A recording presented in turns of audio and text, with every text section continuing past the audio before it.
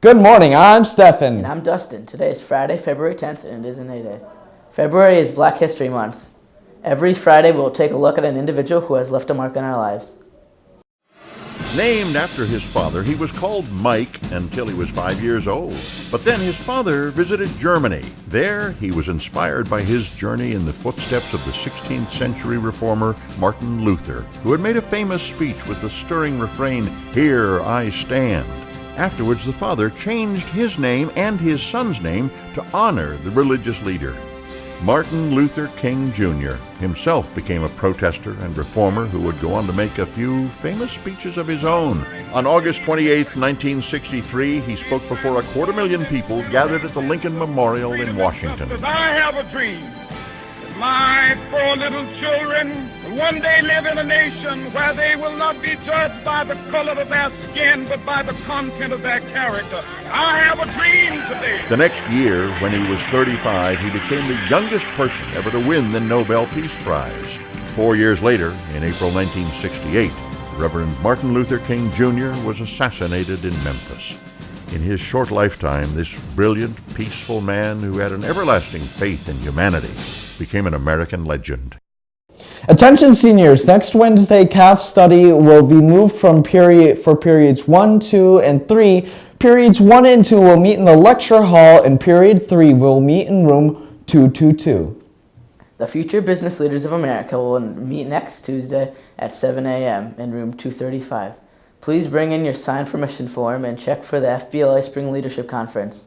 This will be the last day to sign up for the conference. Now here's a look at Gale Sports. Good morning. First and foremost, a big congratulations goes out to the following seniors for signing with the colleges and universities this week. Matt Lisco, Shelby Offord, Kyle Opper, Samantha Stevens, Hunter Wronski, and Joe Zalpi. The girls' tennis team has an informational meeting on Monday at 3:15 p.m.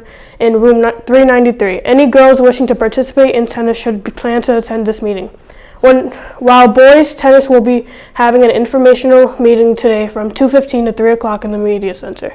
The boys basketball team's 6th annual Coaches vs. Cancer game tonight at 7 o'clock versus Florin High School.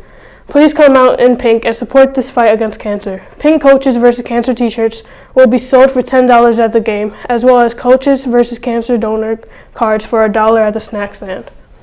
There will also be a 50 for 50 raffle. All proceeds go to the American Cancer Society. Let's show our support for the cause. Girls basketball defeated Ramland 50-39, while the boys lost a close one to Amity. We have a big night in sports. Boys basketball and swim are home, while girls basketball is on the road against Guilford, and indoor track and gymnastics are off to championships. Good luck to all our athletes. Back to you. Thanks. Now here's day 3 of Start with Hello. Good morning and welcome to the final day of the Start with Hello program. Today we will use several icebreakers for students to use. As a reminder for this program, ask questions and use icebreakers. Remember to follow up with why and validate the person's responses. Our first icebreaker is this or that. Would you rather questions tell us more about a person and allows you to see what you might have in common. The next icebreaker is called My Shoes. This is an opportunity to share vacation stories, where you have visited, and how many states you have been to.